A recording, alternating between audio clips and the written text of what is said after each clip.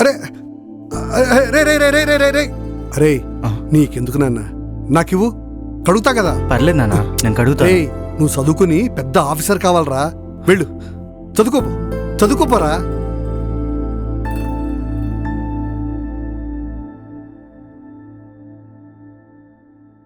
ఒరే చందు, ఈ క్యారేజ్ తీసుకెళ్లి పొలంలో నీళ్లు పెడుతున్నా వీరేకిచ్చిరాకు. రేయ్ నువ్వు చదువుకో. ఇటీవు నీకెన్నిసార్లు చెప్పాలి చదువుకునే వాడికి పనులు చెప్పొద్దని? ఏంటయ్యా మీరు, వాడికేం పని చెప్పనియరు? పని చేయడానికి నేనున్నాను కదే. అది కాదండి, ఎదిగొచ్చిన కొడుకు, మీకేదో చేదోడు వాదుడుగా ఉంటాడని చిన్న చిన్న పనులు చెప్తున్నా, దానికి మీరు... వాడేం పని చేయనక్కర్లేదు, ఆ కష్టాలేదో మనమే పడదాం. వాడికి మంచి ఉద్యోగం వస్తే చాలు. ఈ బాధలన్నీ మనతోనే పోనీయే. వెళ్ళొస్తా.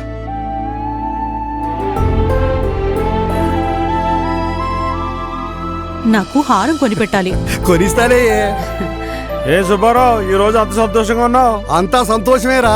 నా కొడుకు 93% మార్కులతో ఫస్ట్ క్లాస్ లో పాస్ అయ్యాడు రా. అయితే నీ కొడుకు జాబ్ రావడం గ్యారంటీ, నీ అప్పులన్నీ తీరడం గ్యారంటీ. అవునరా, పదవే. చాలా కష్టపడ్డాడు రా, చాలా కష్టపడ్డాడు. ఏంటి సుబ్బారావు బాధకున్నావు? ఏంటి సంగతి? బాధపడక ఏం చేస్తాడు రా, 3 సంవత్సరాలైనా ఆడి కొడుకు జాబే రాలేదు. వాడు నిజంగా పాస్ అయ్యాడు లేక పాస్ అయ్యాడని గొప్పలు చెప్పుకుంటున్నాడు, ఎవరు తెలుసా?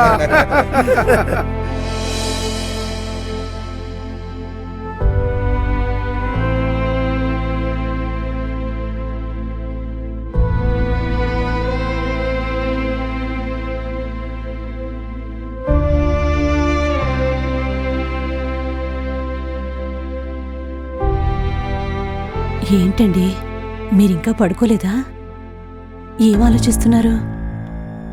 3 సంవత్సరాల నుంచి వాడికి ఉద్యోగం రాలేదని, వాడు నిజంగా ఇంజనీరింగ్ పాస్ అయ్యాడా అని ఊరంతా హేళన చేస్తుంటే గుండెల్లో గుణపాలు తెచ్చినట్టుంటే,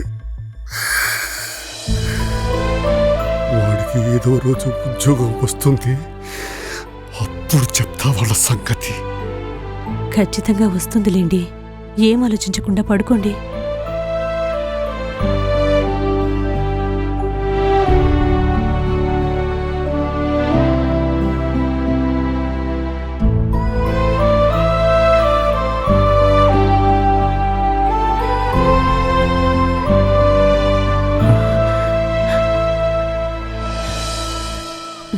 వస్తానా?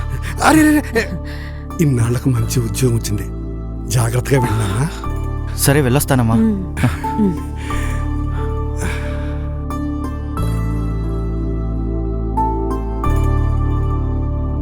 నమస్తే అన్నా, నేను చందుని. రత్నం పంపించింది నిన్నేనా? అవునన్నా.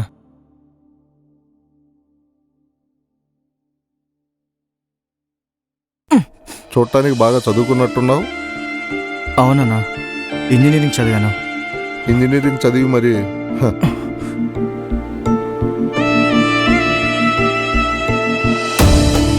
తమ్ముడు టీ కొట్టు అన్నా.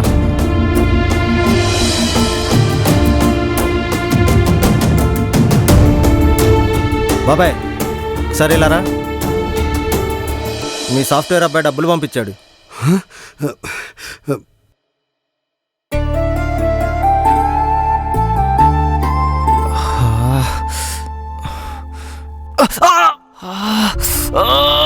అరే చూసుకో, ఇదిగో కట్టుకో, ఇది కట్టుకో. బాబు టీవు.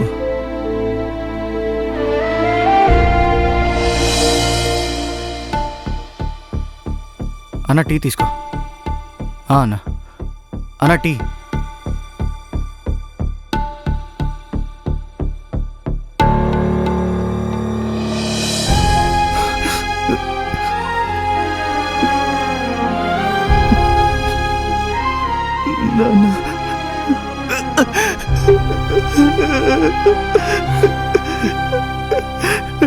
నన్ను క్షమించు నాన్న.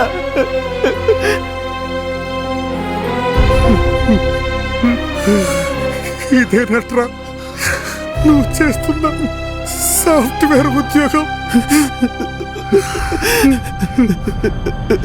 ఏం చేయమంటారు అన్న? ఊర్లో ఉండి బాధపడుతున్న మిమ్మల్ని చూడలేక, ఇంటి మీదకి వస్తున్న అప్పుల వాళ్ళని చూడలేక, సూటిపోటి మాటలంటున్న జనాల్ని చూడలేక ఊరు వదిలేసి జాబ్ వచ్చిందని అబద్ధం చెప్పి వచ్చేసానన్న. మిమ్మల్ని మోసం చేయలేదు నాన్న. అయినా ఆ తప్పు అప్పు చేసి చదివించిన మీది కాదు, అలాగని కష్టపడి చదివిన మాది కాదు. ఈ తప్పంతా మనం ఓటేసి గెలిపించిన ఈ ప్రభుత్వాన్ని, ఆ నాయకుడిది. కొత్త నాయకుడు వస్తే కొత్త కంపెనీలు, కొత్త ఫ్యాక్టరీలు, కొత్త ఉద్యోగాలు వస్తాయనుకున్నా. ఒక్క కంపెనీ రాలేదు, ఒక్క ఉద్యోగం కూడా రాలేదు నాన్న. అతనికి అనుకూలంగా లేవని రాష్ట్రంలో ఉన్న ఫ్యాక్టరీలన్నీ వెళ్ళగొట్టాడు నాన్న. ఇంకా ఉద్యోగాలు ఎలా వస్తాయి నాన్న? ఏపీపీఎస్సీ నుంచి ఇస్తానన్న 2,35,000 ఉద్యోగాలు ఇవ్వనే లేదు. ఏటా ఇస్తానన్న జాబ్ క్యాలెండర్ ఊసేలేదు. మెగా డిఎస్సీ అంటూ దగా చేసి 5 ఏళ్ల కాలం కేవలం కబుర్లతో గడిపేసి నిరుద్యోగుల్ని నిలువున ముంచేశాడు నాన్న. కూతుర్ని చూడటం కోసం స్పెషల్ ఫ్లైట్స్ ఎక్కి విదేశాలకు వెళ్తాడు, కానీ ఇండస్ట్రీస్ ఇన్వెస్ట్మెంట్స్ తీసుకురావడం కోసం కనీసం ప్యాలెస్ దట్టి బయటకు కూడా రాడు నాన్న ఈ సీఎం. ఇలాంటి వాడు సీఎంగా ఉంటే మా లాంటి వాళ్ళకు ఉద్యోగాలు ఎలా వస్తాయి నాన్న? జగన్ లాంటి నాయకుడు ప్రభుత్వంలో ఉన్నంత వరకు మా లాంటి చదువుకున్న యువతకు టీ షాపుల్లో, మటన్ షాపుల్లో, చేపల మార్కెట్లో పనిచేయడం తప్ప వేరే గతి లేదు నాన్న. గతంలో చంద్రబాబు నాయుడు గారు మైక్రోసాఫ్ట్ కంపెనీని తీసుకురావడం కోసం చేతిలో ఫైల్స్ పట్టుకొని న్యూయార్క్ వీధుల చుట్టూ తిరిగాడు. బిల్గేట్స్ చుట్టూ ప్రదక్షిణాలు చేశాడు. మళ్ళీ ఆయన సీఎం అయితే తప్ప మన రాష్ట్రానికి కంపెనీలు రావు, మాకు ఉద్యోగాలు రావు, మన జీవితాలు మారవు.